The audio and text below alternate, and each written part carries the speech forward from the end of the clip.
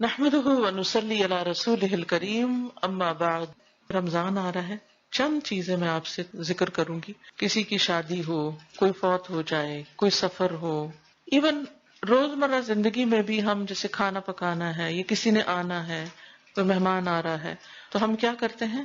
تیاری کرتے ہیں۔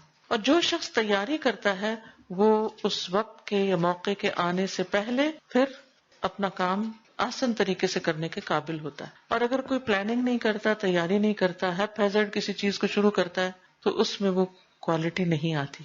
رمضان ایک نیکیوں کا موسم بہار ہے اور بہترین طریقے سے انسان اپنے جسم، اپنی روح، اپنے دل کی تطہیر کر سکتا ہے، یعنی اس کو پاک کر سکتا ہے۔ وہ تو اللہ ہی کرتا ہے، لیکن ایک ذریعہ بنایا اللہ نے دلوں کی صفائی کا، روح کی صفائی کا، ہماری تربیت کا اور ہمیں تقویٰ دینے کا۔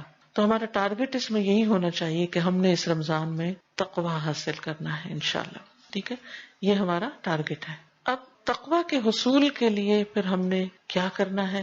سب سے پہلے رمضان سے پہلے ہی تیاری شروع کر دینی ہے۔ اس میں سب سے پہلی بات یہ کہ ہم اپنے گناہوں پر سچی توبہ کریں، توبہ اور استغفار۔ ویسے تو ہمیشہ ہی کرنی چاہیے، لیکن یہ یاد رکھیں کہ گناہ نیکیوں کے راستے میں حائل ہو جاتے ہیں۔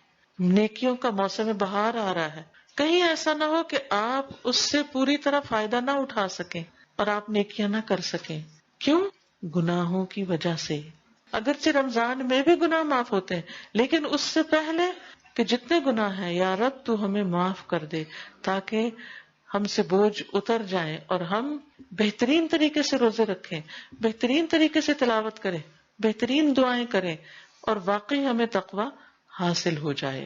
تو جب یہ مہینہ شروع ہو تو ہم شرح صدر کے ساتھ، اطمینان کے ساتھ اپنی عبادت اور نیک اعمال میں مشغول ہو جائیں، اس طرح کہ ہم واقعی مطمئن ہوں۔ تو گناہوں کے بوجھ کے ساتھ رمضان میں داخل نہ ہوں، توبہ کے ساتھ داخل ہوں، تاکہ رمضان شروع ہوتے ہی دوڑ لگ جائے، ٹھیک ہے؟ اور کہیں رکاوٹ نہ آئے۔ رکاوٹوں کو دور کرنے کا طریقہ کیا ہے؟ استغفار، سچی توبہ۔ وَتُوبُوا إِلَى اللَّهِ جَمِيعًا أَيُّهَا الْمُؤْمِنُونَ لَعَلَّكُمْ تُفْلِحُونَ۔ تم سب اللہ کے حضور توبہ کر لو اے ایمان والو، تاکہ تم کامیاب ہو سکو۔ رسول اللہ صلی اللہ علیہ وسلم نے فرمایا، لوگو اللہ سے توبہ کرو، کیونکہ میں دن میں 100 مرتبہ اس سے توبہ کرتا ہوں۔ پھر اسی طرح دعا کرنا، دوسری چیز کیا ہے؟ دعائیں کرنا۔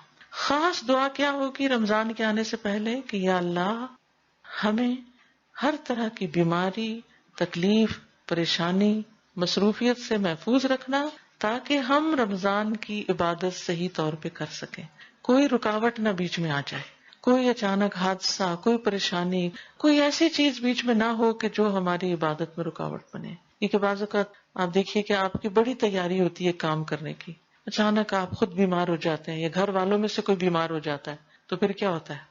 جو کچھ آپ نے پلان کیا ہوتا ہے وہ سب طرح کا طرح رہ جاتا ہے۔ تو اللہ تعالیٰ سے عافیت کی دعا مانگتے رہیں، اور پھر یہ دعا کریں کہ اللہ ہمیں خیر و سلامتی کے ساتھ رمضان تک پہنچا دے، خیر کے ساتھ رمضان تک پہنچا دے۔ اسلاف سے یوں روایت آتی ہے کہ وہ 6 ماہ یہ دعا کرتے تھے، اے اللہ ہمیں رمضان تک پہنچا دے، اور پھر رمضان کی عبادتیں کرتے اور رمضان کے بعد اگلے 5 مہینے یہ دعا کرتے، اللہ ہمارے روزے قبول کر لے، ہماری رمضان کی عبادتیں قبول کر لے۔